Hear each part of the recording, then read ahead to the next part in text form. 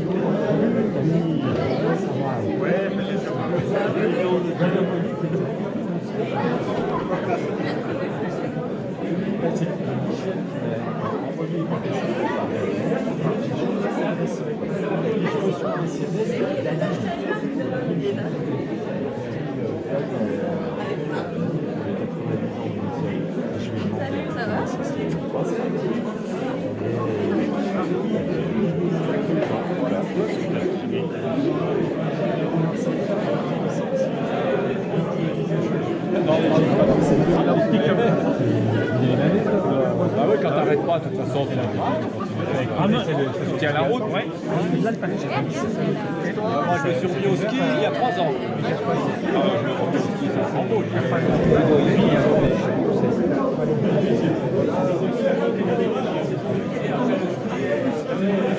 C'est bien, je me suis dit ça. Ouais, mais je l'ai cherché. Ouais, et toi? Je l'ai cherché. Ouais, tu vas comme mettre sur Facebook.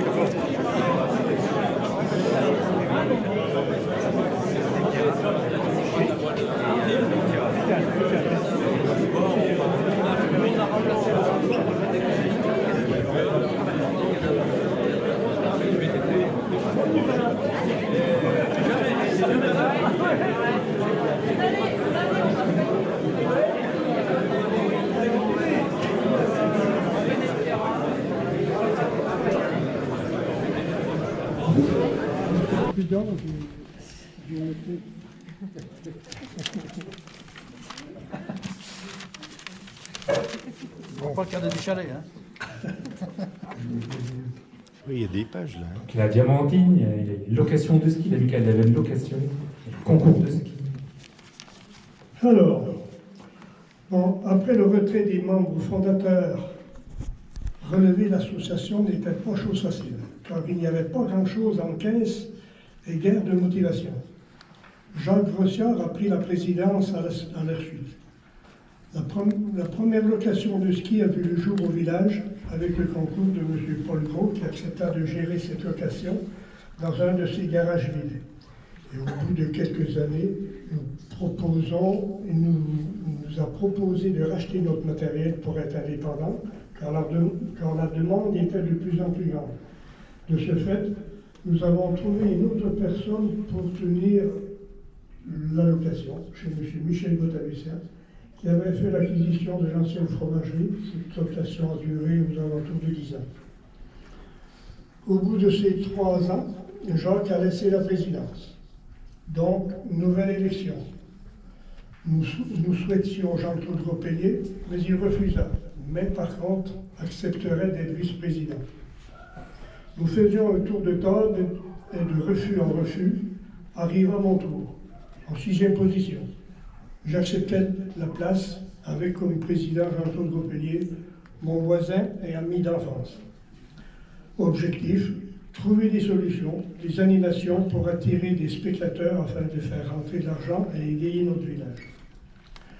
La fête de ce village, la Diamantine, était de plus en plus triste.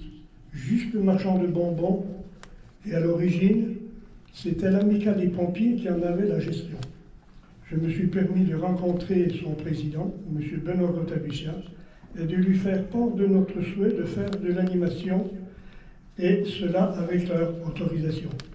Il m'a répondu tout de suite qu'il était entièrement d'accord, qu'il ne prévoyait rien et qu'il était heureux que l'amicale sportive s'occupe de cette fête.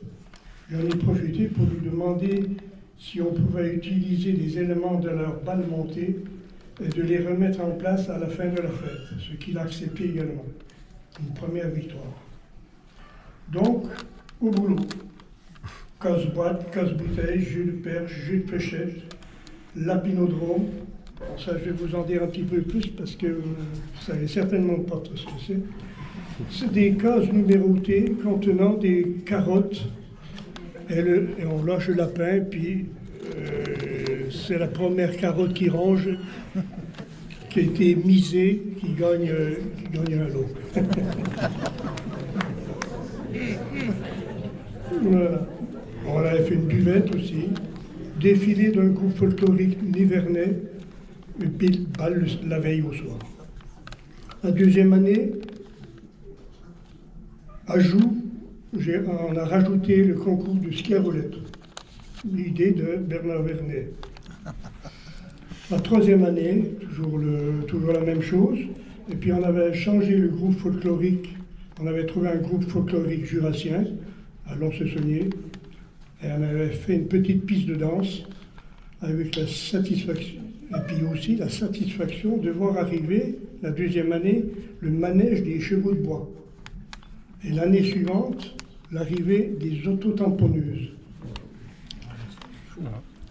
L'automne de la première année, jeu de loto, et ensuite répété chaque année, qui marchait très bien.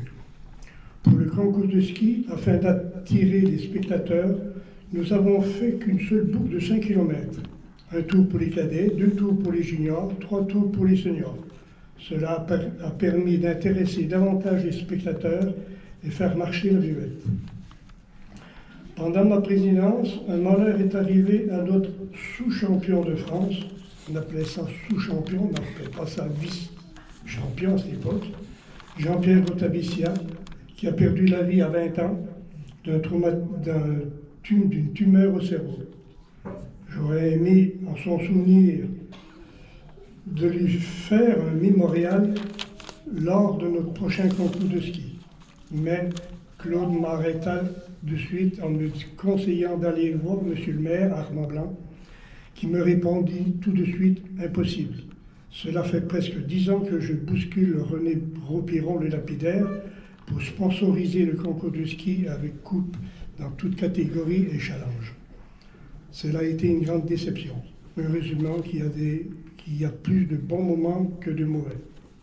Je regrette que Jean-Claude Gropelier ne puisse pas être présent à cet anniversaire pour raison de santé, car il m'a beaucoup aidé. Voilà ce qui a été fait en 3 ans, et plus de problèmes pour trouver un nouveau président. Bravo. Ça doit être vraiment exceptionnel de faire ça. En dehors de l'aspect purement compétition.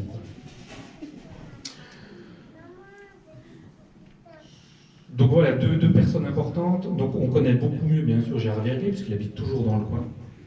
Donc Gérard, il était... Quand on regarde un peu, on a l'impression qu'il y a eu plusieurs... On a l'impression qu'il y a plusieurs Gérard Verguet. Il y a peut-être un Claude, je ne sais pas.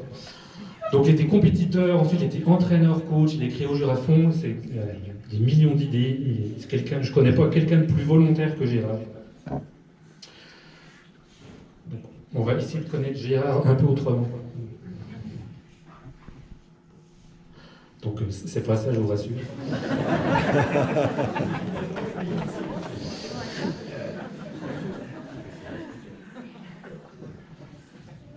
Si on n'est pas trahi par la technique, ça devrait marcher.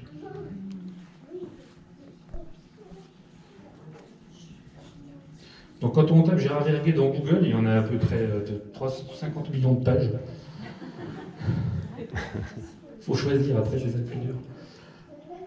Donc un premier film.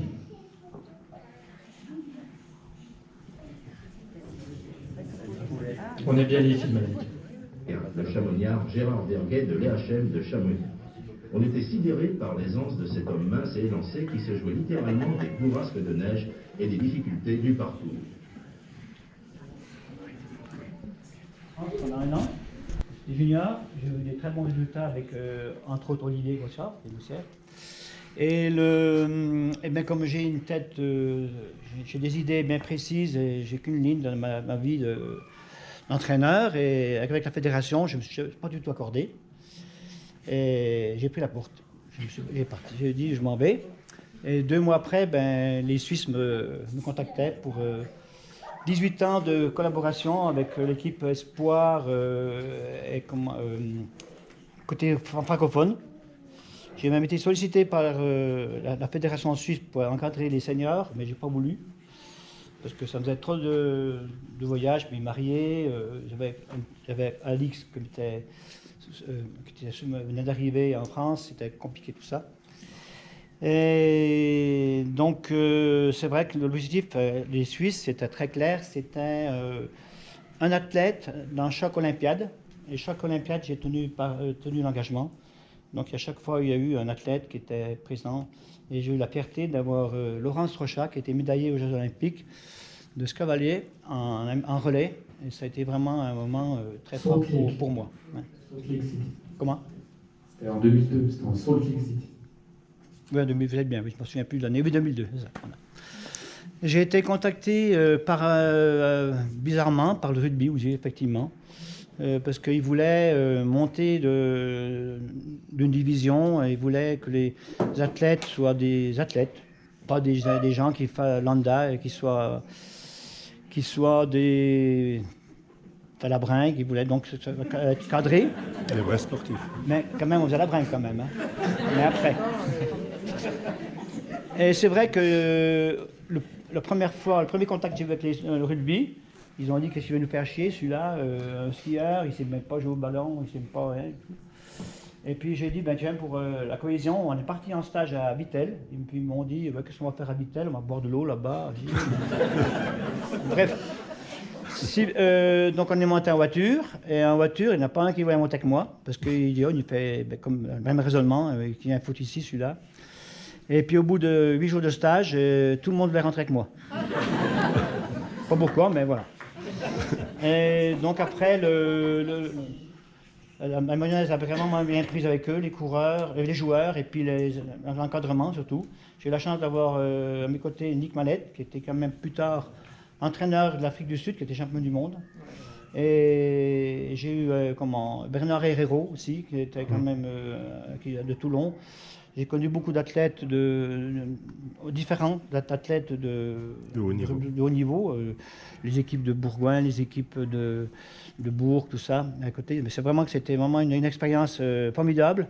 Et dans tout ça, je vais rebondir, j'ai appris aussi bien, j'ai donné des choses du ski au rugby, et le rugby m'a appris aussi des choses pour les skieurs. Et c'est vraiment j'ai vécu des choses formidables dans les vestiaires, que c'est vraiment très, très fermé, ce milieu-là, ces moments avant et après match. Et moi, ça m'a beaucoup apporté au niveau du feeling, au niveau du comportement de l'athlète, aussi bien pour une compétition de ski. Voilà. Je souhaite qu'un entraîneur aujourd'hui, qu'il ne soit pas... Aujourd'hui, les skieurs de fond sont que dans leur milieu, dans le ski de fond. Et je trouve dommage parce que dans d'autres sports, on apprend beaucoup. En Suisse, j'ai vécu des choses formidables, c'est-à-dire que pour avoir le droit d'entraîner, il fallait aller à Macolin. Et je passais 15 jours à Macolin par an. Et il fallait prendre un thème différemment. Donc, j'ai aussi bien fait du basket, du tir à l'arc, du combat, différents sports. Et on avait des contacts avec des athlètes de haut niveau à Macolin. Et c'est vrai que chacun apportait de l'expérience qui m'a vraiment permis après de travailler avec mes athlètes. Voilà.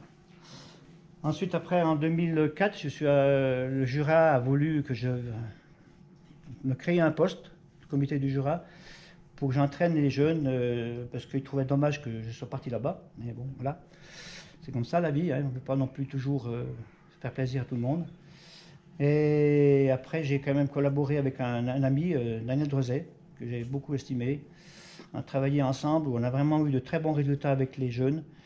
On arrivait à faire des podiums complets chez les filles. Et chez les garçons, pas tout à fait, mais quand même deux garçons sur les podiums. Et malheureusement, quand je vois aujourd'hui les résultats, ça me fait pleurer. Voilà. Voilà, puis après, mais maintenant, je suis à la retraite. Voilà. Mais ça va.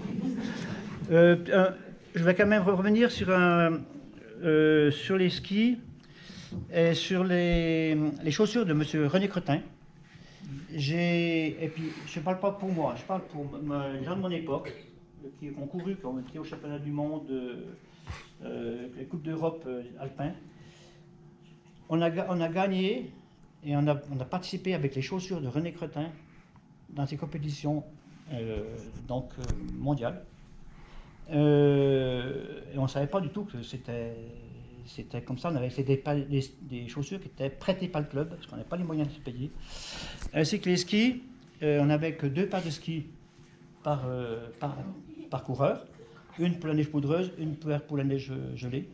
Et donc quand je vois aujourd'hui que les coureurs ont 7-8 paires de skis, un fagot de ski, ouais. Ça me fait rigoler parce que j'en suis sûr qu'ils se trompent souvent de ski quand ils ont fait la course, parce qu'ils se rendent compte peut-être que c'est pas la bonne paire qu'ils ont pris, mais tant pis. Aussi une chose qui va vraiment dans les skis, la fédération, ils sont arrivés un jour avec 12 paires de skis de fond, Vandel, Vanspruss, des skis verts là. Et j'étais la première année junior en équipe de France et tout le monde se battait pour avoir les meilleurs skis. Et puis j'ai dit, mais battez-vous, moi je prends la dernière paire. Mais la dernière paire est ici, puis j'étais champion d'Europe alpin avec ces skis.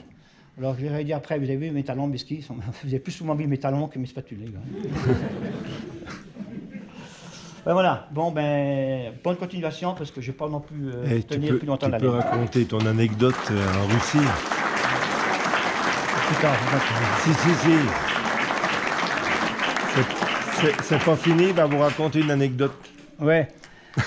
C'était aux Jeux Olympiques à Innsbruck, la veille du relais 4 fois 10 km, fond spécial, j'étais remplaçant. Mais quand même, je connaissais le parcours quand même avec les autres, mes collègues. Et puis, ce même jour, il y avait le relais biathlon, gros calibre, c'est-à-dire tiré à 150 mètres.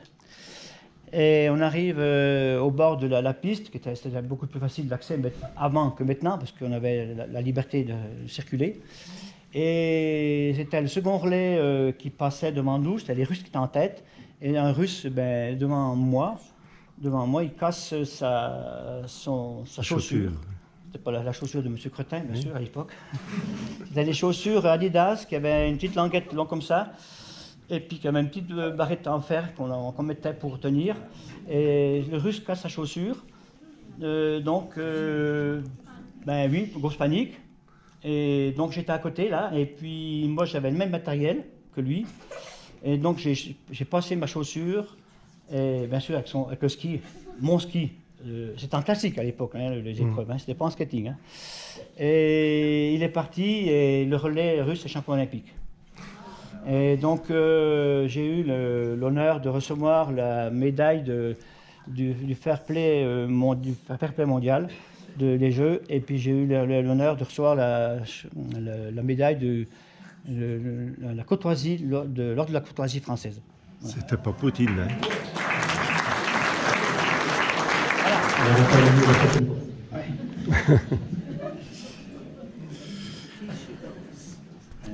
On revient un peu sur presque du concret, quelque chose que... Merci encore, puisqu'il avait préparé le terrain. Hein. Et cette préparation, il y a un homme, bien sûr, il y a Claude Durafour qui était là pour tout organiser, tout ça.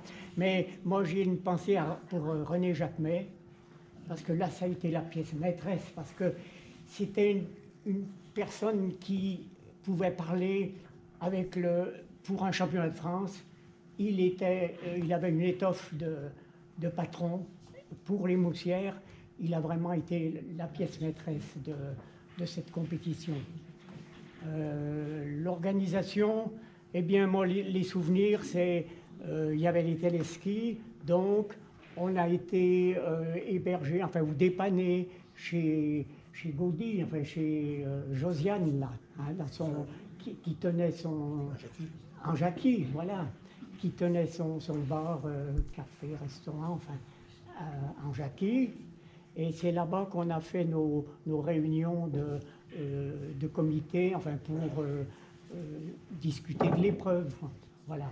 Et ça, c'est important d'avoir des atouts sur les Moussières, parce qu'on était quand même, pour organiser un championnat de France dans les années 80, ben, il fallait des éléments qui nous soutiennent, qui soient avec nous pour cette épreuve.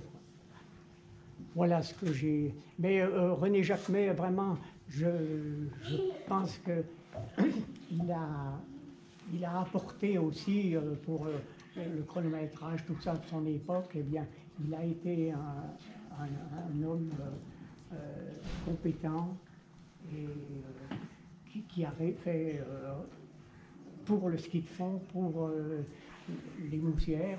Hein, voilà, il était... que dire d'autrement? Moi, j'ai pas un passé de skieur. Hein. J'ai été cadet, j'ai fait des courses, mais sans plus, quoi. J'étais pas... j'ai pas les souvenirs. Non. Oh, tu as fait la Transjus quelquefois, quand même. J'ai fait une fois la Transjus, oui. J'étais 500e, je crois. Enfin. Mais voilà, c'est... Oui. Je pense que ça te plaisait aussi d'organiser des choses. T'as l'homme aussi d'un organisateur qui aime bien t'organiser en avance. Oui, ben, si tu veux parler, je pense au concours de Fauche, par exemple.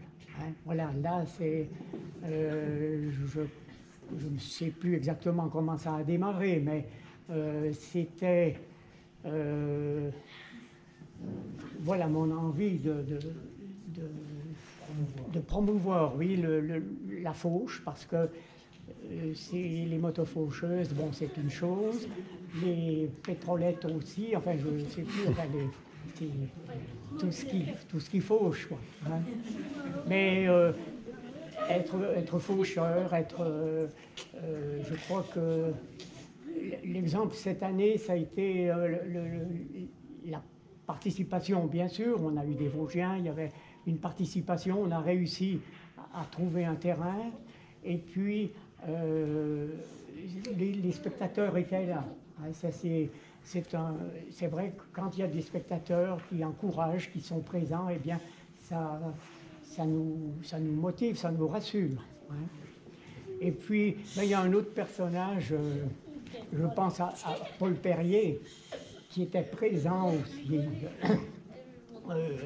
assis sur sa chaise au bord du spectacle.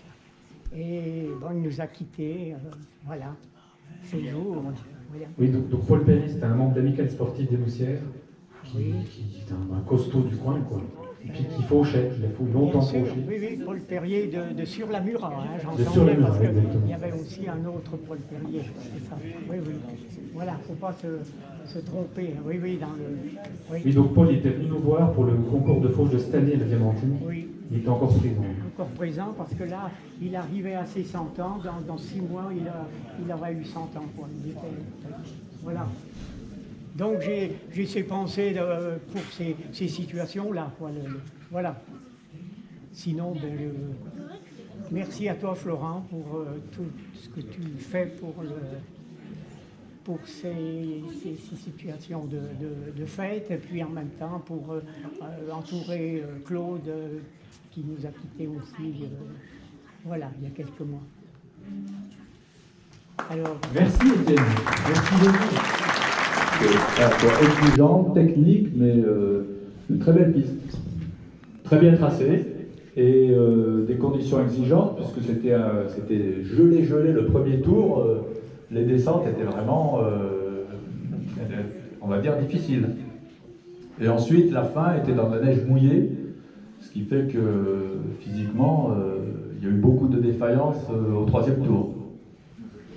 Et puis j'ai commencé le ski, donc je commençais à ma foi pas mal me débrouiller en ski. Et puis du coup j'ai eu quelques soucis avec la direction et j'ai dû refaire une deuxième année de stage sur Saint-Claude. au collège de Saint-Claude. Et là, je suis devenue titulaire, prof de maths. Et j'ai été nommée sur un poste de remplacement, sur une zone de remplacement. À l'époque, ça existait, ça n'existe plus. Voilà, donc ça c'est ma vie professionnelle. Et donc entre-temps, j'ai commencé le ski à 22 ans en réalité. Ma vie sportive a été des concours de circonstances, des choses un petit peu inattendues, des chemins parallèles que j'ai pris. Et j'ai jamais regretté ces chemins parallèles. Donc le premier concours de circonstances, ça a été un copain qui m'a prêté les skis, qui voulait absolument faire la traversée du Vercors avec moi. C'est une course qui se fait à 2 personnes. Et donc moi, je lui donnais des cours de conduite parce que j'avais déjà le permis. Et lui, à côté de ça, il me donnait des cours de ski. Donc ça, c'était mes débuts. Donc j'ai commencé très tard en réalité. Et donc ensuite, un autre concours de circonstances, je suis allée au championnat de France universitaire. Je courais sur mes skis, vraiment. Je ne savais pas skier, je courais sur mes skis. J'ai terminé, une année après, j'ai terminé 3e. Et j'ai été intégré à l'équipe de France universitaire de ski, à faire mon premier stage après Manon, avec les autres universitaires. Donc j'étais un petit peu en décalé parce que eux faisaient des études sportives. Moi, j'étais plus partie sur le professorat. Et lors de ce stage, j'ai appris ce que c'était qu'un entraînement intensif. Je ne savais pas du tout. Moi, une séance d'intervalle, je ne connaissais pas. Ils m'ont tous parlé, qu'est-ce que c'est une séance d'intervalle cet après-midi, vous savez, dur. Je me suis dit, qu'est-ce que c'est que ça? Mais je ne connais pas. Voilà, ça a été mes débuts de réellement sportive en 82, et l'année d'après, en 83, j'étais championne de France des 20 km. Et voilà, sans doute que j'avais un gros potentiel qui avait été inexploité jusque-là. Et puis, moi, j'ai fait 8 années de ski en gagnant la plupart des longues distances, parce que finalement, c'est ce qui me convenait le mieux. Comme personnellement, j'étais aussi un petit peu décalé par rapport aux autres. Moi, professionnellement, j'avais mon métier. Et voilà, j'aimais bien faire mes entraînements moi. Je n'avais pas vraiment besoin d'être coaché comme un élève, entre guillemets. Et voilà, et bon, après, c'est une autre vie qui a commencé avec Glumarc. Et l'accueil, franchement, ici. Alors, donc, pourquoi est-ce que je me suis inscrite au Boussières? Parce que c'était aussi votre question. Eh bien, parce que dans le Jura, c'est le Haut-Jura Sud qui me plaît le mieux. Et puis voilà, l'accueil a été très bon, donc j'ai tout de suite adhéré. Et à l'époque, je ne savais pas du tout que 8 ans après, on partirait ailleurs. Je n'avais pas de projet futur, mais sinon, je serais encore par là.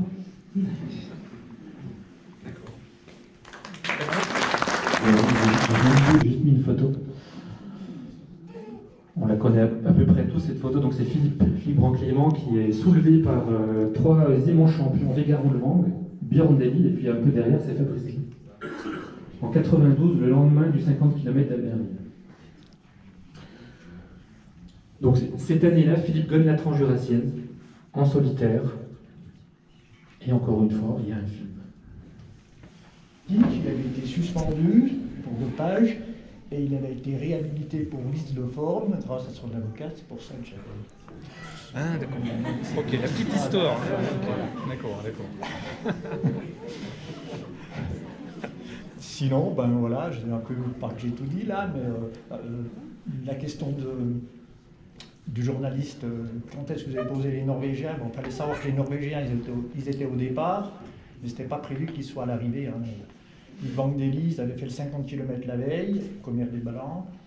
Je crois qu'à 4h du matin, ils étaient encore en boîte de nuit au CI. Ils étaient venus en hélico au départ, et le but, il touchait l'enveloppe pour aller au moins jusqu'au Brassus, c'était ça le deal, quoi. Puis il y avait le partenariat avec Salomon, on le voit bien, hein, les casquettes, j'ai pas vraiment eu le choix pour... Bon, c'était aussi mon partenaire, hein, Salomon, j'étais sur les chaussures Salomon, quoi. Donc voilà un peu pour la petite histoire avec les Norvégiens, mais c'était vraiment sympa d'avoir 3 champions olympiques, avec, je ne sais plus, 6 titres olympiques qui me sauvaient à l'arrivée, quoi. Ouais, à l'époque, Björn Deli et Vegard Ulvang, c'était la crème de la crème du ski de fond mondial, quoi. Ils gagnaient tout. Vegard Ulvang, il a dû gagner le Tour des Massifs un peu avant, c'était un peu lancé du Tour de ski, puis Björn Deli, il était très très fort, quoi. Et puis, avant la Transju, tu as eu aussi une carrière, tu as participé à des Coupes du Monde. Oui, donc en fait, si on revient au début, j'ai commencé comme tous les gamins et tous les... Enfin, je peux considérer Gérard Rémy, il était aussi un gamin, donc on a commencé au club et au foyer de Moussière. On a tous fait un peu la même chose, c'est-à-dire on est parti aux entraînements à la Combo Pro et on a vécu tous les mêmes aventures, l'entraînement, le thé, les petits biscuits à la fin, on retournait, on venait à ski, moi j'habitais à Les Bouilles, donc j'habitais à 1,5 km, j'étais avec mon frère Gilles qui est à peu près de mon âge. On allait à l'entraînement le matin, comme tu l'as dit tout à l'heure, on n'avait pas le droit de parler de religion à l'entraînement, donc l'après-midi on était obligé d'aller au catéchisme, mais d'un côté ça me permettait de refaire 5 km de plus, c'est pour ça que j'étais bon dans les longues distances. Je vois ma carrière beaucoup au Club du Rapeau, puis un peu à la vie mariée aussi. Donc. Et puis ensuite, j'ai continué, j'étais à l'école, et à l'école j'étais à Saint-Claude, et j'ai pas pu bénéficier à l'époque, parce que j'habitais à Bouille et puis que mes parents n'avaient pas de voiture, j'ai pas pu rentrer à la section sportive des Rousses. Donc en fait, j'étais complètement décalé par rapport aux gamins de mon époque qui, eux, s'entraînaient beaucoup plus. Et puis j'ai jamais été performant avant en fait que j'arrête l'école et puis que je vienne travailler au village de vacances où là, j'ai travaillé pendant beaucoup de saisons. En tout cas, je commençais les 2 saisons d'hiver où je bossais à la plonge et je finissais 7 heures le soir, mais j'avais du temps pour m'entraîner. Enfin, je pouvais m'entraîner le matin, l'après-midi. Et puis c'est là qu'à la fin de la saison, j'ai réussi à faire dans les 10 premiers au championnat de France junior. Donc ça commençait un peu à marcher. Ouais. Au mois de janvier, je terminais 15e au championnat du Jura et 2 mois après, j'étais 10e au championnat de France, quoi. Donc, j'avais vraiment franchi le cap. Donc, s'entraîner, ça. C'est important finalement, ça aide. Et puis après, j'ai pu bénéficier on va dire, de l'attrait des courses de longue distance avec des équipes de longue distance qui se sont montées. Je me suis trouvé dans une équipe de longue distance en 84 avec Louis-Marc Loubet, entre autres. Il y avait Jean-Guy Diolet, il y avait, on était 5, c'était l'équipe Fischer, Rossignol, Salomon. Non, Rossignol, Salomon la première année. Puis après, c'était divisé en 2, j'étais passé sur Fischer. Et puis cette année-là, donc j'avais beaucoup de longues distances, des courses de 40 km en départ en ligne. Et puis cette année-là, il y a eu le championnat de France des 50 km, donc en 86, où plus qu'un peu, à la surprise générale, comme j'étais coureur régional, j'ai réussi à être champion de France devant tous les gars des équipes de France, alors que j'avais jamais fait mieux que dans les 10 premiers sur les championnats de France. Puis à partir de là, je suis rentré en équipe nationale. C'était Jean-Paul Pirat qui était l'entraîneur et le directeur des équipes. Donc à l'époque, avec un titre de champion de France, vous garantissez automatiquement une place dans l'équipe de France. L'année d'après, c'est plus le cas maintenant. C'était comme ça. Ouais. Et puis voilà, j'ai fait 7 années d'équipe de France et 8 années de contrat de douane. Donc la Transju, je l'ai faite 13-14 fois. J'avais déjà fait 3e en 89, juste avant. D'accord. Derrière Moïse? Non. Ah, non, là c'était derrière Blomqvist et Suisse Sando. Daniel Sando. Et tu as fait des Coupes du Monde aussi? J'ai fait j'ai fait pas mal de Coupes du Monde. Entre 86, j'ai participé à une quarantaine de Coupes du Monde, entre 86 et 93. Et j'ai fait surtout beaucoup de longues distances à l'étranger, quoi. Des World Cup, j'en ai fait une cinquantaine. Aux États-Unis, au Canada, en Australie, j'ai fait 3 fois la Valsace, 5-6 fois la Finlandia. Donc le ski, ça fait voyager, quoi, finalement. Ouais, j'ai pas mal voyagé grâce au ski. Et puis maintenant, bah, et puis après, tu t'es jamais vraiment éloigné du ski de fond non plus. Non, je me suis jamais éloigné du ski de fond. En fait, avant que je rentre en équipe de France, je travaillais toujours au village de vacances l'été, mais l'hiver j'étais moniteur de ski, puis je m'entraînais, voilà, je faisais les deux, compète et enseignement dans la semaine. Et puis quand je suis sorti de l'équipe de France, on m'a proposé une place à Prémanon comme formateur. J'ai pris la place en fait de Jean-Louis Rossereau qui avait réussi son concours de l'ONF et qui est parti à l'ONF. Voilà. Et puis ça fait donc 27 ans que je suis formateur là-bas. Et donc je forme les futurs moniteurs de ski. Et puis j'ai été aussi pendant une dizaine d'années référent entraîneur au pôle France de ski de fond, donc où j'accompagnais, on va dire, pas entraîné, hein, j'accompagnais les athlètes des équipes de France junior. Et puis je mettais en place des séances d'entraînement programmées par leur coach en ski roue, en musculation par exemple. Ils étaient basés 3 mois l'automne sur Prémanon pour mener un peu le double projet ski-études, donc cours par correspondance avec l'appui scolaire là-bas. Et puis donc là j'ai côtoyé, et l'hiver je les accompagnais sur toutes les courses des Coupes d'Europe, championnat du monde junior, espoir. Et là j'ai accompagné des athlètes comme Aurore Jean Cunet au début, Martin Hira, Célia Monnier, Alexis Jeannereau, puis après des athlètes, par exemple Richard Joub, Lucas Chanava, Clément Paris, Jules Lapierre, Ben Schneider, Delphine Claudel, ils étaient tous au jeu à Pékin, je les ai tous eus. C'était des années fantastiques parce que c'est des athlètes qui ont tous, en règle générale, ont une super mentalité, quoi. Tous les jeunes qui ont l'équipe de France maintenant, là, pas les jeunes, ils n'ont pas changé de mentalité. Ils sont faciles à entraîner. Ouais, enfin, ils sont faciles à aborder, il y a un super collectif, ça change énormément de ce que j'ai vécu quand j'étais en équipe de France, quoi. C'est-à-dire quand on était en équipe de France, on sentait que Gérard il va pas me contredire, hein. C'était vraiment la guerre des comités, c'était les Vosges contre le Jura, contre les courses nationales avaient presque, les championnats de France avaient beaucoup plus d'importance que le résultat en Coupe du Monde. Voilà. L'objectif c'était de... Voilà.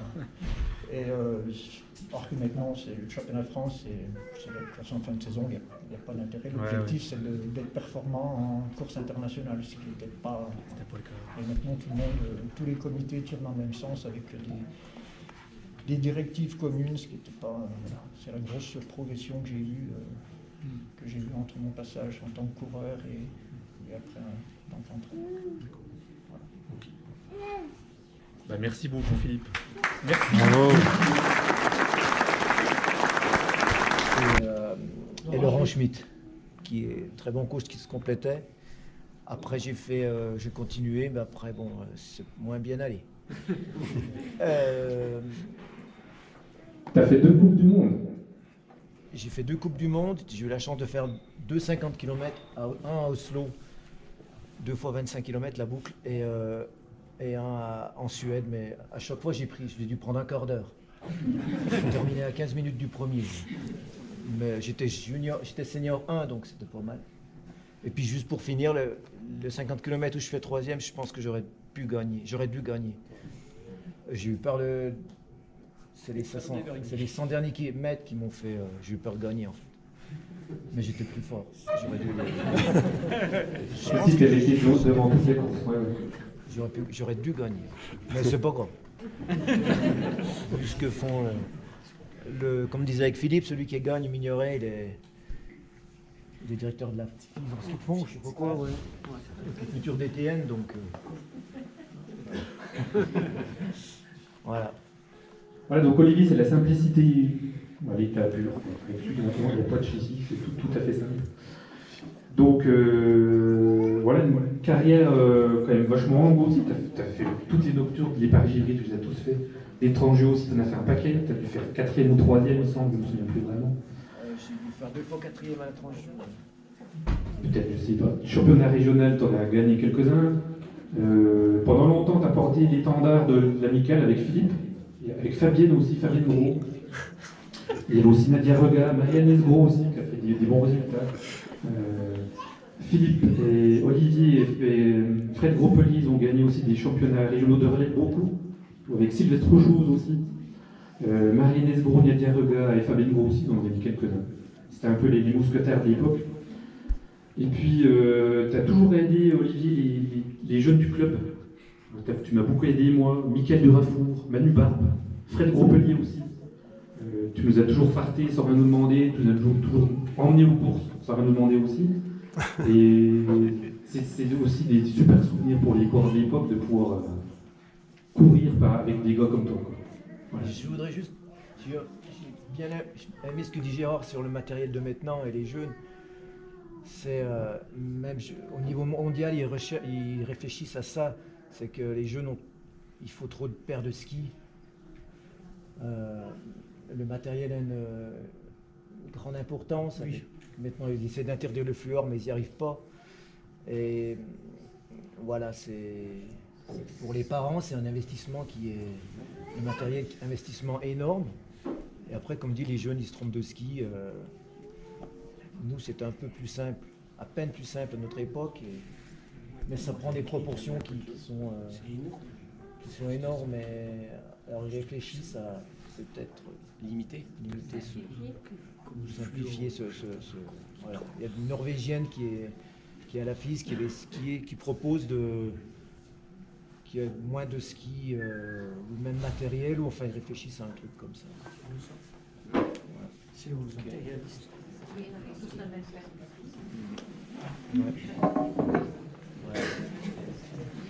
Voilà, merci Olivier.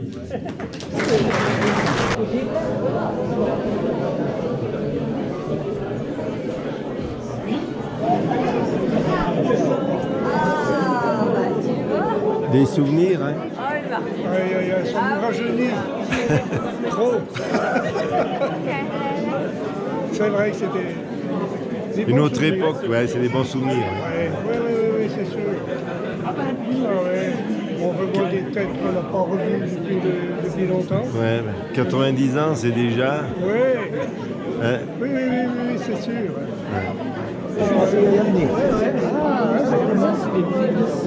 Ah, Olivier, ils sont tous là. Hein. Qu'est-ce que ça fait comme de voir ça, ces souvenirs? C'est bien de voir les anciens, de voir tout le monde, les jeunes. Je parle pas beaucoup, moi. Oui, mais tu parlais pas beaucoup, mais tu étais bon en ski. Non, on a essayé, ouais. Ah si. Non, mais c'est toutes les archives du Claude. Et puis de ton journal aussi. Ouais. Et de tout ça. Gérard. C'est aussi important que nous, hein, les journalistes. Hein. Pour les journalistes, on n'aurait pas... Mais Gérard, il en a beaucoup apporté parce que ses parents, c'était eux qui gardaient les papiers, les découpaient à l'époque. Mais c'est bien d'avoir fait ça, je veux dire. Ouais, non, c'est bien. Pour les 90 ans. Ouais. Oui.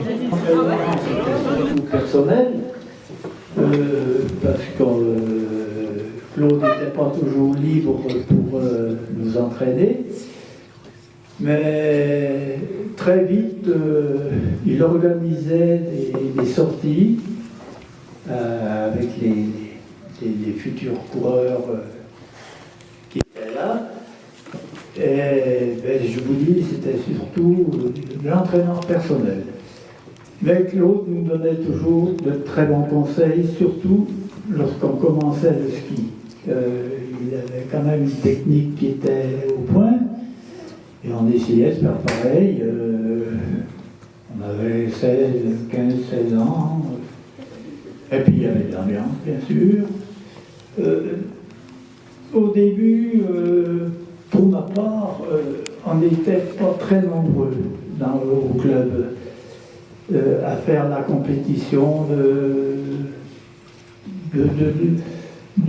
entre villages. C'était la course des Molunes, la peste, les Boussières.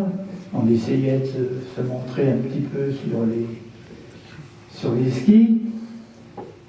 Et ensuite, moi personnellement, j'ai fait des petits résultats à ce moment-là.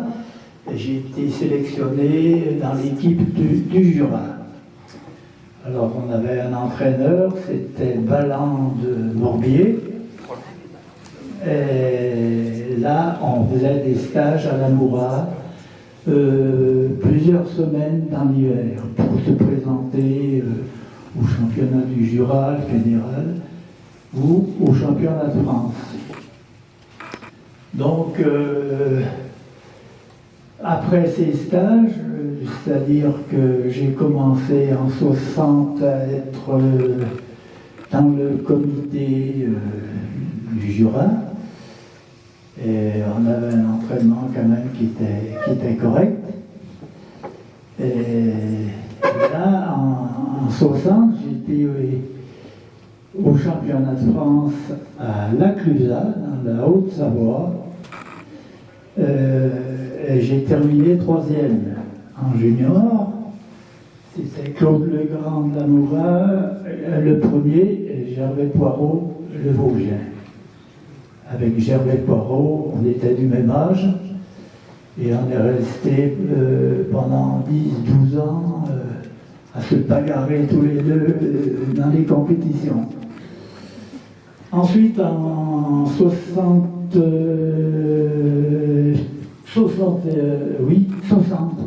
les années 60, j'ai été sélectionné en équipe de France, junior, et on a commencé à faire des stages à Dijon au mois de...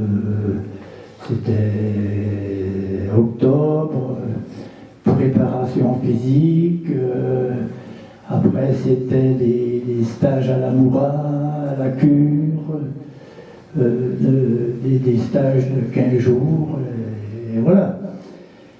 C'était quand même plus facile pour nous lorsqu'on arrivait dans des compétitions un petit peu interrégionales.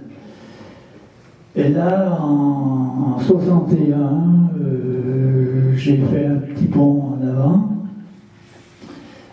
J'ai été champion du Jura, et évidemment, j'étais sélectionné pour aller au championnat de France. C'était à Morzine, en Haute-Savoie. Ça me plaisait, la Haute-Savoie, vous voyez, parce que j'y ai fait plus de 50 ans après dans mon métier. Et là, j'étais un peu le favori, mais il y en avait beaucoup d'autres. Il y avait Favreau, il y avait des gars qui venaient du Doubs, qui étaient de bon niveau. Et j'ai réussi à faire premier devant Perrier du Prix-en-Haut, le frère des deux Gérard et Jacques qui étaient bien avant nous en équipe de France. Voilà, j'ai continué donc après j'ai été sélectionné aussi pour faire mon service militaire à Chamonix, à DHL. Et là, j'ai continué à faire des compétitions au sein du PGHL, la gendarmerie de Haute-Montagne, en 1982. Voilà. J'ai arrêté le ski de fond en 1982. Et voilà, ma carrière était terminée, mais je continuais quand même à faire du ski de fond. Parce que du fait que par la suite j'étais guide haute montagne, ça me permettait d'avoir une très bonne condition physique pour emmener les manchus, comme on dit, à Chamonix, c'est-à-dire les clients. On les appelle les manchus. Voilà.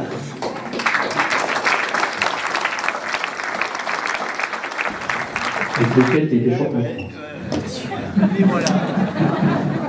Ils n'ont pas changé. Ils n'ont pas pris de l'âge.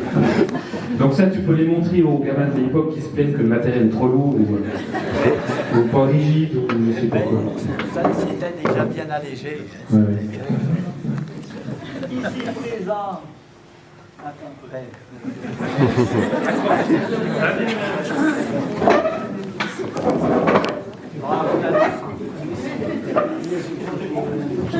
Oui, j'ai la chance ce soir d'avoir mes deux fils qui ont continué à faire du ski de fond. Eric, qui a été vice-champion de France en cadet. Christophe Péria. Oui, derrière Christophe Péria. Oui. Il se bagarrait avec lui pour les compétitions. Oui, oui. Puis après, les études, bon, ben, ça l'a empêché. Et Nicolas, alors lui, c'est le montagnard fin. C'est-à-dire qu'il va dans les parois abominables. J'arrive pas à le suivre, hein. Mais voilà, ça. Ils ont quand même aimé ce qu'ils font, ils en font beaucoup pour l'entraînement. Voilà. Bon,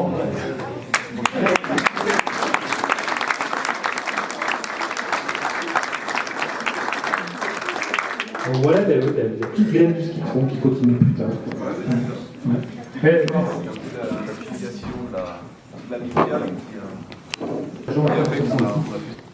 c'était le deuxième. Un peu par la suite de Philippe. Quoi. C'est Philippe qui a ouvert la voie, qui a pris le. Attends, je vois si t'en souviens. J'ai tiré déjà deux, trois trucs là sur le papier. Bon, là, les foyers sont ouverts pour les jeunes de 6 à 14 ans. L'objectif de ça, c'est l'apprentissage du ski de fond en fournissant tout le matériel, ski, bâtons, chaussures, fart et encadrement par des spécialistes, compétiteurs de tout niveau. Le foyer de ski de fond des Moussières regroupait la Peste, Bellecombe, les Moussières et la Joux. Son entraîneur était Adrien Millet et occasionnellement Jean Mermet et André Clément, tous trois ayant appartenu à l'équipe de France et champions très connus. Tous les jeudis, nous nous retrouvions au village des Moussières avec notre équipement que nous gardions tout l'hiver. On nous apprenait à farter suivant les conditions de la neige, chose très importante pour les skieurs, car un fartage raté égale une course perdue. N'oublions pas qu'à cette époque, le fartage se faisait sur toute la longueur du ski.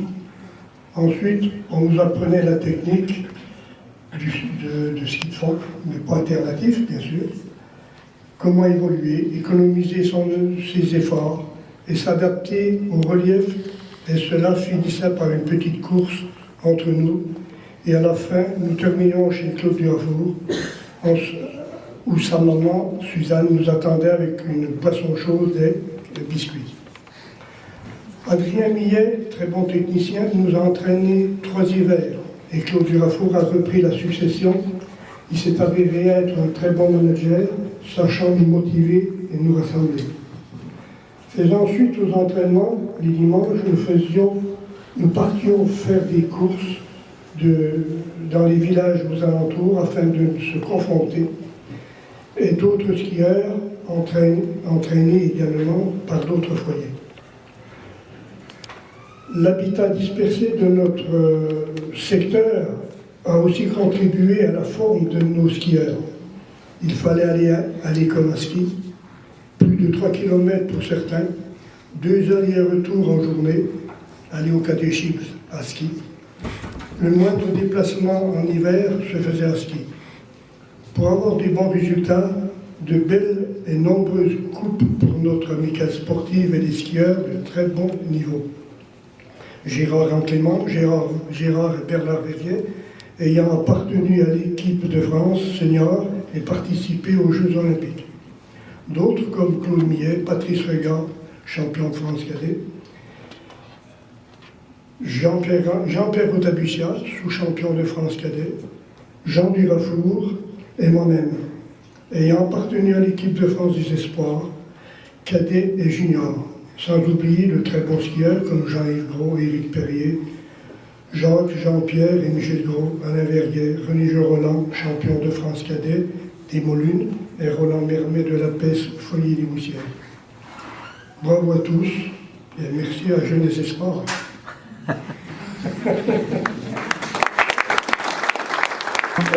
C'était surtout personnel, parce que Claude n'était pas toujours libre pour nous entraîner, mais très vite, il organisait des sorties avec les futurs coureurs qui étaient là. Et je vous dis, c'était surtout l'entraînement personnel. Mais Claude nous donnait toujours de très bons conseils, surtout lorsqu'on commençait le ski. Il avait quand même une technique qui était au point, et on essayait de faire pareil.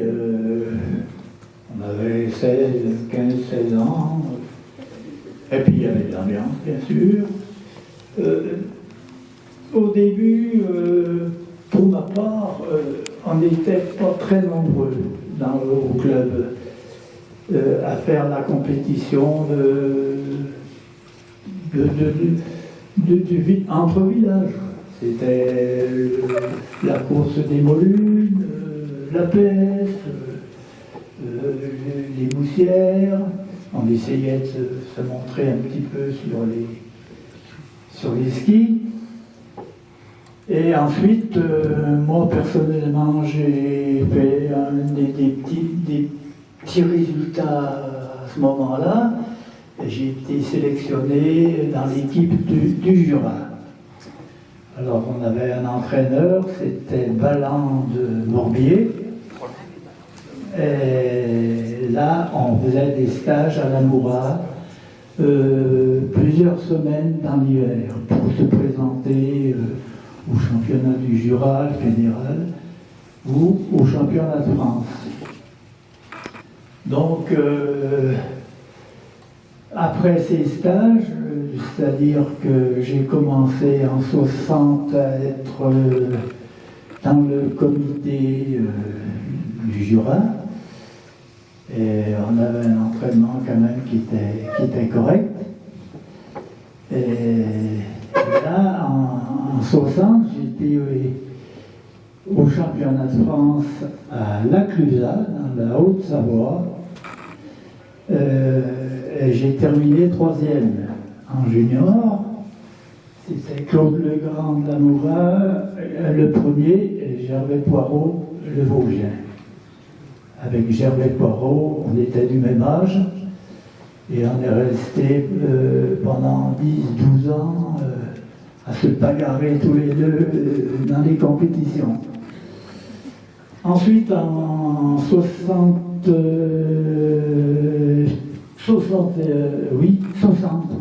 les années 60, j'ai été sélectionné en équipe de France, junior, et on a commencé à faire des stages à Dijon au mois de...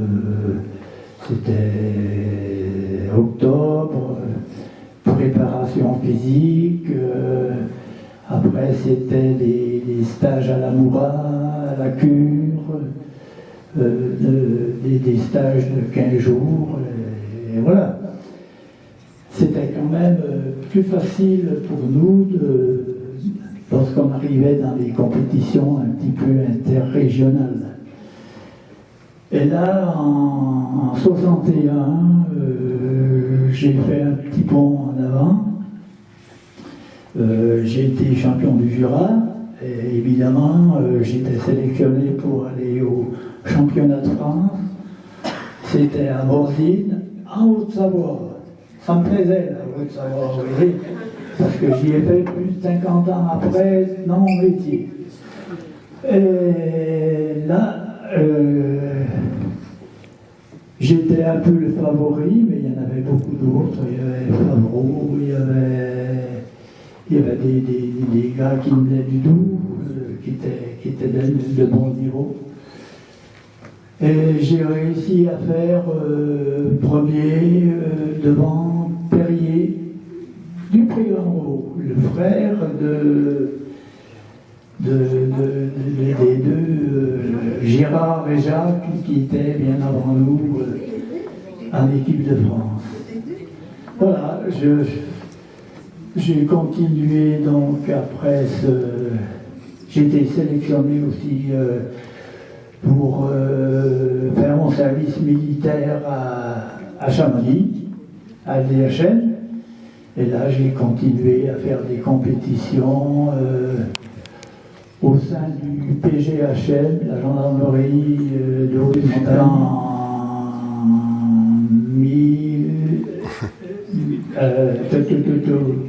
1960. 1982, voilà. J'ai arrêté le ski de fond en 1982. Et voilà, ma carrière était terminée, mais je continuais quand même à faire du ski de fond.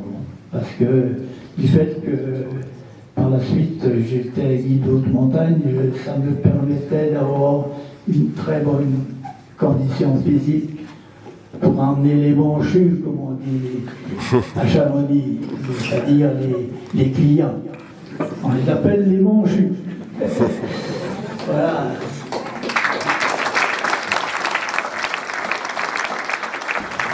Avec lequel tu étais champion. Et voilà. Ils n'ont pas changé. Ils n'ont pas pris de l'âge. Donc ça, tu peux les montrer aux gamins de l'époque qui se plaignent que le matériel est trop lourd ou pas rigide ou je sais pas quoi. Ça, c'était déjà bien allégé. Ouais. Ici, les armes. Attends, bref.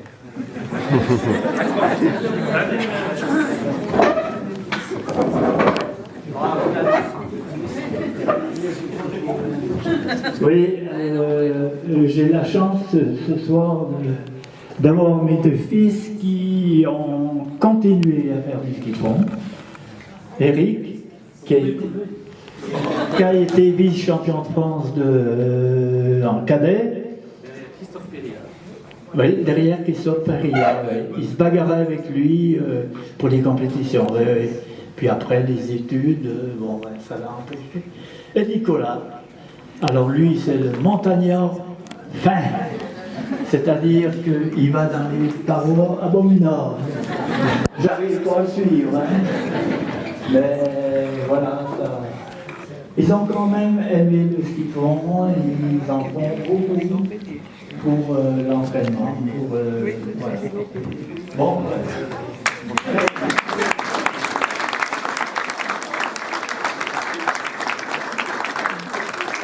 Donc voilà des petites graines du ski de fond qui continuent plus tard. Ouais.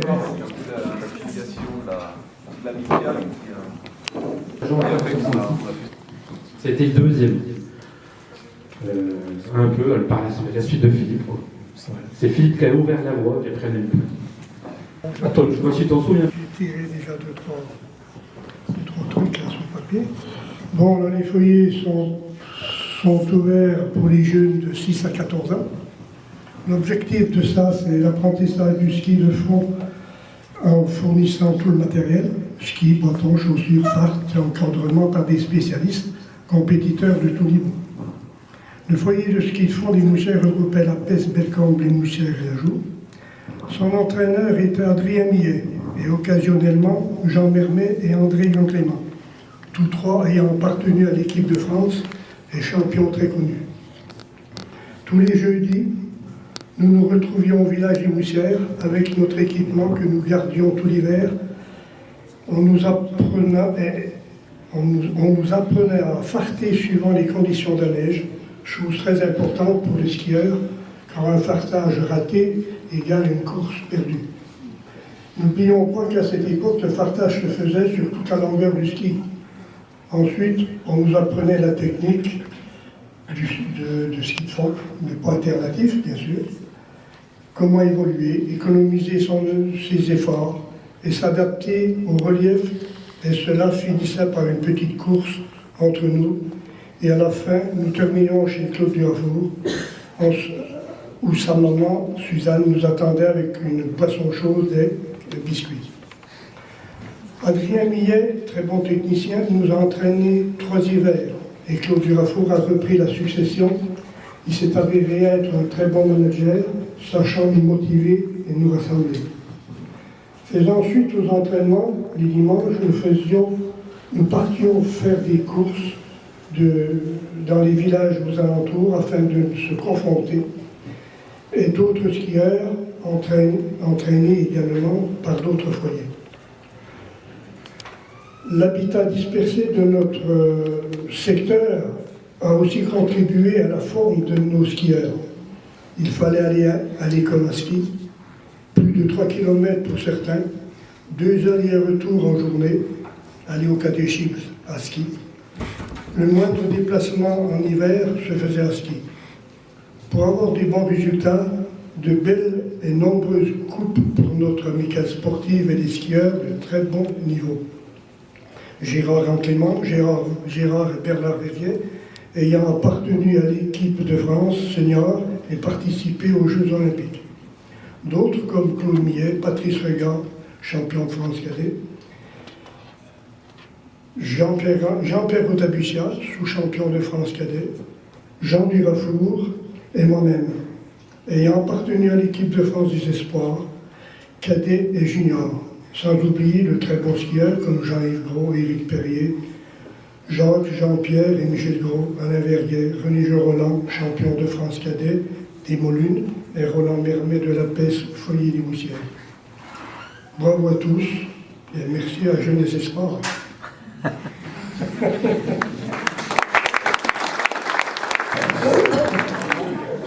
Bon, ben, c'est déjà l'histoire du foyer de ski-fond. Et puis après, bon, ben, quand on commençait à faire des concours de ski à droite à gauche, il y a même une fois, on avait été inscrit pour les championnats de France à Morbier. On est arrivé à Morbier, on est arrivé en retard. Les coureurs, un bon nombre de coureurs étaient déjà partis. Donc, on a pris le départ, on a dit tant pis, on fonce avec une minute, il faut 2 minutes de retard. Et puis, bon, on a fait notre course, mais on nous a quand même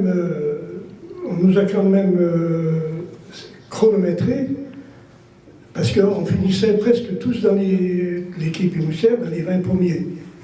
Alors, quand on enlevait un petit peu la minute ou les 2 minutes de retard qu'on avait eu, ben on se trouvait facilement dans les 10 premiers. Et puis, de ce fait, on a été convoqué, on a été pris à l'équipe de France des Espoirs. Et c'est parti de là, quoi. On a commencé à faire des stages par la Fédération française de ski. Et puis, bon, un bon suivi, bien sûr. Et puis, bon, voilà, ça nous a permis de progresser. Et puis, bon, oui, on a fait aussi un concours une fois au Bras-Sud. Là, j'avais fait le 4e français, donc j'étais sélectionné pour aller courir en Allemagne, à Rétine-Winkel.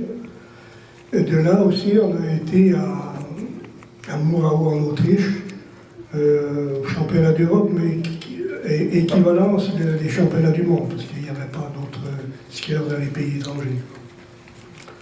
Voilà, puis après, bon, j'ai eu un petit problème de physique, une jambe, j'ai été obligé de me faire opérer un péroné dans une jambe, et puis péroné. Donc ça m'a ralenti, ça m'a freiné dans mon élan. Et puis bon, après c'était des courses personnelles, quoi.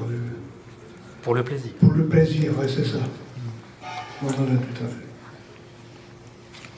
Voilà. Bravo. Gérard Berguet, préparateur physique issu du ski nordique. En préparation physique, à Saint-Claude, il y a pratiquement peu de séances, pas du tout même. Et là, on a axé nos séances de footing et sur les étirements. Et pour l'instant, on fait un travail de fond, de base, c'est-à-dire que je vais arriver à former des athlètes, des sportifs, et plus tard, on verra comment ça se passera, mais on formera vraiment des gymnastes.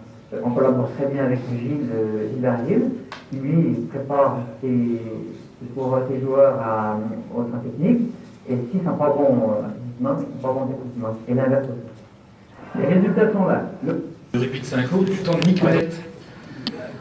Nick Mallette, il a été entraîneur après des équipes sud-africaines de rugby. Et ces années-là, Saint-Claude, j'étais très fort. J'étais fort en rugby, très très fort. Un petit dernier quand même.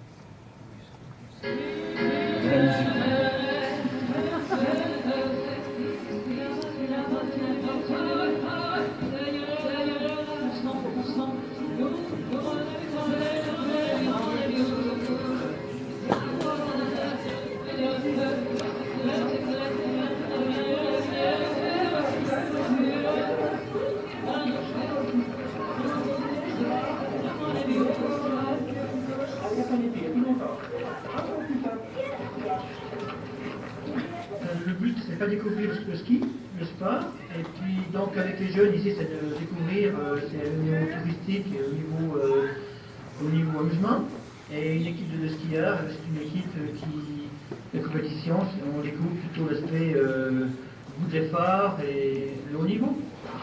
Le haut niveau, Gérard l'a connu jusqu'à 32 ans avec l'équipe de France de ski de fond. Aujourd'hui, il alterne l'encadrement des équipes seniors de Suisse romande avec l'enseignement aux moussières pendant les vacances scolaires. J'aime bien être dans cette région. Et bon, et on travaille à l'école de ski. Et je crois que le boulot, c'est la semaine, de l'école de ski, le jour du soir, il n'y a qu'un pas, il franchit bénévolement. Cette fois-ci, on l'a sollicité pour prendre les instructions des coureurs avant la rupture de déroute.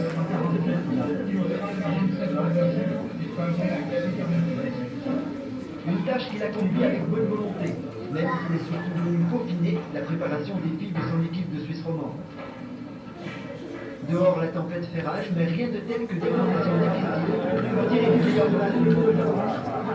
Là, on a quand même du rythme, on suit le groupe, on se motive, on tourne vraiment dans les conditions idéales, qui sont des conditions très courtes, mais qui sont vraiment des conditions de compétition, et en plus, ça donne le rythme, la vitesse.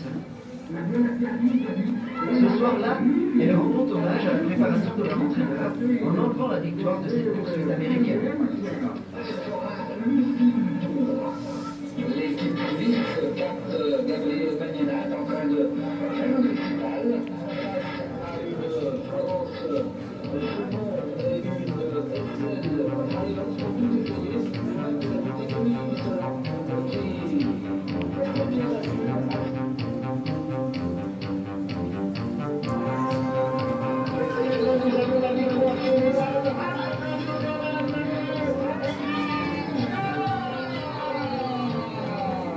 Ce qui sort, c'est cette très grande qualité de farceur, donc au niveau technique et puis au niveau plus personnalité, je dirais sa psychologie pour nous aborder.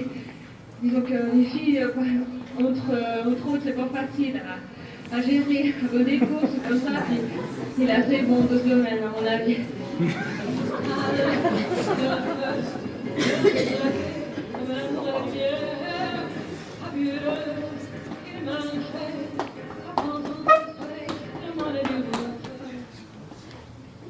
Rien à ajouter, il a tout dit.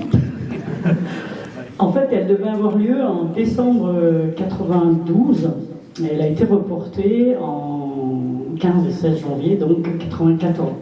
En fait, ça fait un an plus tard, c'est la saison suivante, mais elle devait avoir lieu en décembre. Et c'est vrai qu'en décembre, c'est toujours un peu compliqué d'avoir de la neige. Et là, effectivement, ça s'est mal passé. Il a fallu annuler et reporter. Alors, juste pour dire, en fait, on a eu la chance d'avoir les sponsors qui nous ont suivis jusqu'au bout, parce que les sponsors qu'on avait eu pour 92 ont tous suivi pour 94. Voilà, on n'a rien changé. On a juste mis un petit bandeau, même sur la plaquette qui est en haut à droite, là. On a juste mis un petit bandeau 15 et 16 janvier, ni lu ni connu, parce qu'au départ, c'était la date de 92, mois de décembre. Voilà. On a juste changé ça, les sponsors locaux, hein, on avait fait une plaquette, vous pouvez la voir, cette plaquette, elle est sur l'entrée à gauche. Pas un nous a lâché, tout le monde a dit ouais, on est avec vous, pas de souci, on continue, même si c'est annulé, on sera là avec vous l'année suivante. Et puis, je sais plus ce que je voulais dire. Voilà, donc tout s'est bien passé. On a eu quand même une course superbe le premier jour. Et c'est vrai que ça a été magnifique, c'était vraiment grandiose, un grand soleil, tout bien, impeccable. Et puis des belles courses, puis des beaux représentants du club, Olivier, Philippe, hein, qui étaient là. Et une belle course le lendemain avec un temps à peine moins bon, puisque c'était vraiment la flotte. Et voilà, c'est pas grave. Olivier qui était à la 7e place, quelque chose comme ça, est remonté 3e, magnifique course. Et puis Philippe aussi qui était un peu loin au début en classique la veille, est remonté à la 10e place, il me semble. Donc voilà, c'était super. Tous les moussières étaient derrière. Il y a un petit topo de photos là sur la droite, vous pourrez voir les clarines, tout. Il était à fond pour Club Rogueil, mais il a été très bien et ça a été magnifique, une belle représentation du club. Voilà, et après, il y a aussi juste une petite parenthèse, c'est le SIDT des Hauts-de-Cône qui venait d'être créé et qui avait vraiment à cœur d'aider les clubs justement pour organiser des manifestations. Et donc ça tombait bien parce qu'on avait besoin de damage, donc on avait besoin d'une bonne dameuse, du bon matériel pour damer la super piste homologuée. Mais c'est vrai que voilà, sans l'aide aussi des collectivités territoriales, on n'aurait peut-être pas pu arriver à la faire, en tout cas à cette époque-là. Et puis bien sûr, toute l'équipe derrière, de bénévoles, hein, parce que sans les bénévoles, on ne fait rien. Et puis Claude, et puis tous ceux qui ont œuvré à cette époque-là. On avait fait la remise des prix au village de vacances, je me suis acquis, donc on avait eu la disponibilité de la salle aussi assez facilement. Il avait super bien joué le jeu également. Voilà, une belle épreuve. Et puis Arnaud, pourquoi pas. Voilà pour ma part. Merci. J'en ai de très bons souvenirs. C'est vrai qu'on rigolait bien, mais on travaillait bien aussi. Les entraînements avec... il y avait Claude, ma Agnès, il y avait Eric Regal, il y avait Gilles Grand-Clément, il y avait Florent Raffin aussi des fois, absolument. Fabienne, Gérard qui venait une fois de temps en temps.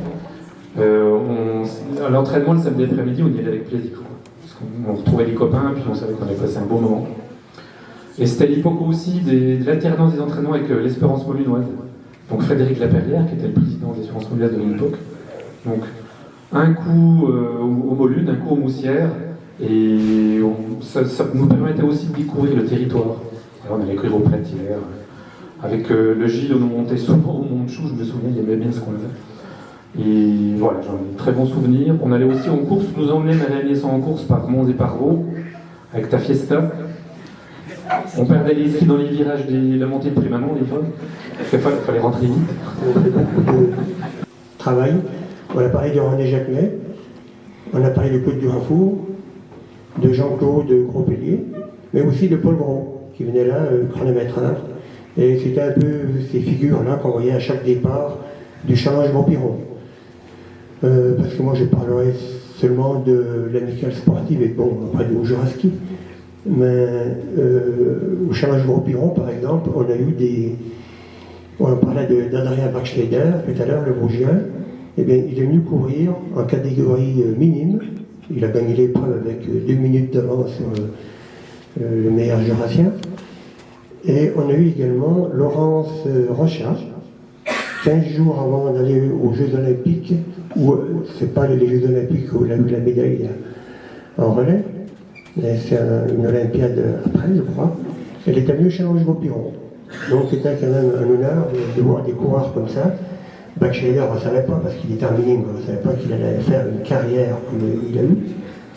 Voilà. Et donc, en 2006, disons que ça a commencé en 2005, et même les années d'avant, les présidents des clubs alentours, on voulait se regrouper parce qu'il y avait un manque d'émulation dans chaque village, il manquait des compétiteurs, il fallait que l'on fasse quelque chose, mais personne n'osait franchir le pas. Et donc, tous les présidents ont reçu une lettre de Claude Verguet, qui était ancien président des Moussières. Ils ont envoyé une lettre à tous les présidents des clubs concernés pour nous pousser à faire quelque chose. Parce que c'était les présidents des clubs qui pouvaient créer ce nouveau club. Et donc avec Jean-Louis Rosseron, président de Semoncel, et moi-même, eh bien, on a emboîté le pas, on a commencé à regarder à droite à gauche pour mettre un nouveau club en place. Bien sûr, on a hérité d'une vingtaine d'années de l'expérience de Haut-Jura Fond, que Gérard, Claude Raffin, par exemple, avait mis en place, s'était occupé les années d'avant. Et donc, mais c'était une association. Et en 2006, nous avons monté ce nouveau club, et c'est là où l'amicale sportive des Moussières, peut-être plutôt en 2007, a perdu donc son agrément à la Fédération française de ski. Donc, à partir de 2007, l'amicale sportive est devenue une simple, en parenthèse, une simple association loi 1901, où elle a toujours pu organiser la foulée des Combes, le challenge au Piron et la Diamantine. Donc, au Juraski, eh bien, on a regroupé tous les jeunes, les moins jeunes, de chaque village, du haut, et on a aussi regroupé les compétences de chaque village. Parce que dans chaque village, ils organisaient une compétition, il y avait toujours un yo-yo pour préparer. Et ce yo-yo-là, eh bien, on s'est retrouvés ensemble quand on organisait nos courses. Et nous avons pu, dès les premières années, au Juraski, organiser des championnats de France, des Coupes de France, et même maintenant, avec l'association des clubs jurassiens, on organise les Jeux Olympiques. On a organisé les Jeux Olympiques de la jeunesse de Lausanne en 2020. On va organiser la Coupe du Monde qui n'a pas pu avoir lieu à cause du Covid et qu'on va organiser fin janvier au TUF. Donc, quand on regarde bien, on a organisé des petites courses entre villages, et maintenant, en se regroupant, en étant plus fort, eh bien, on arrive à organiser des courses internationales. Et il y avait même l'ancien maire de la Peste, Christian David, conseiller général, qui disait on a vraiment des gens formidables, compétents, on a des parcours très sélectifs, et on pourrait organiser des courses nationales, internationales. Eh bien, on y est arrivé, à plusieurs. Voilà. Donc nous, au Juraski, on est contents parce que on a beaucoup de jeunes, il y a quand même, je crois, 350 licenciés aujourd'hui. Il y a beaucoup de gamins qui font des compétitions. Et j'avais eu une remarque, parce que ça n'a pas été facile les premières années, pour fonder un club, regrouper 6 clubs. Il y en a quand même quelques-uns qui m'ont glissé à l'oreille, oui, bon, le village va perdre son club, c'est plus possible. Mais bon, il y a toujours des réticences, c'est normal. Mais j'avais eu une remarque pour la première Coupe du Jura, enfin la première année au Juraski, nous avons gagné la Coupe du Jura.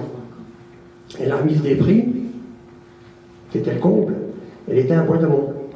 Et Bois-d'Amont, depuis 20 ans, pratiquement, gagnait toutes les Coupes du Jura. Et donc cette fois-ci, ils avaient fini 2e derrière nous.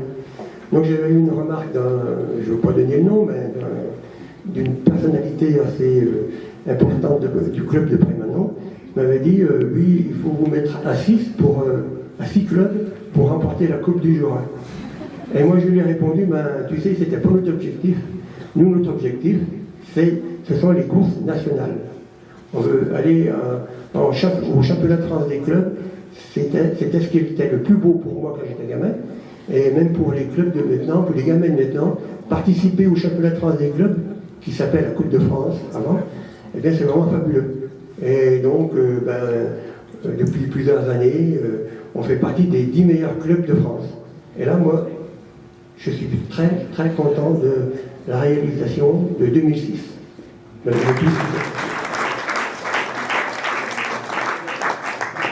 Voilà, quelque part aussi, c'est vous qui avez les clés du camion. Prenez les initiatives, vous avez bien raison.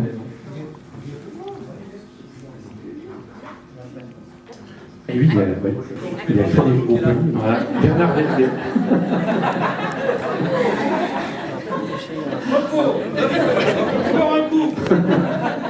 Et puis après, Frédéric, il a attaqué une carrière de ski de fond, donc bon, il avait déjà une bonne base. Et puis je me souviens que tu t'entraînais vraiment super sérieusement. Tu allais faire des séries au Stade des Rousses. Et tu avais un programme vraiment très sérieux. C'était assez impressionnant de voir que tu as basculé du ski alpin au ski de fond, puis très rapidement tu as eu des résultats. Je me rappelle un concours à la Morate, tu avais battu Nicolas Gras. Il n'était pas très content. se disait, bah, mince, alors c'est un SQRM pas qui m'a encore pas tu. Oui, si elle fait quand même. Et puis ta deuxième place, la Tranjure aussi, c'était chouette. C'était les skis Olivier. Et c'est avec les skis d'Olivier. Donc voilà, il faut applaudir aussi Frédéric, parce qu'il fait du boulot.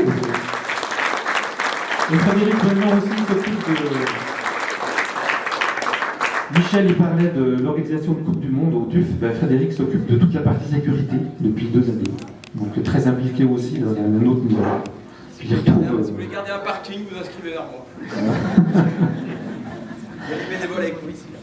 Il retrouve un peu ses collègues de quand il était jeune, ce qu'il n'aurait pas. Voilà, ben merci à tous. C'était bien. Est-ce que quelqu'un veut dire quelque chose encore? Gérard?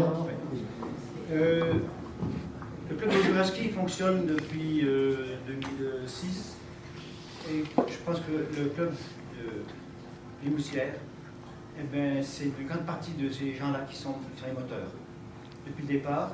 Et encore aujourd'hui, il y a des gens qui sont au comité. Je regrette qu'ils soient absents parce que par l'intérêt qu'ils ont eu avec la journée de porte ouverte, parce qu'ils ont oublié, ils ont quand même perdu une demi-journée à passer avec nous. Et tout le travail qui a été fait par Frédéric depuis 2 ans, ainsi que Florent, on peut les remercier de tout ce qu'ils avaient fait pendant 2 ans, de chercher les archives. Et c'est un bon hommage de les rendu à Claude Durafour ce soir. Bravo.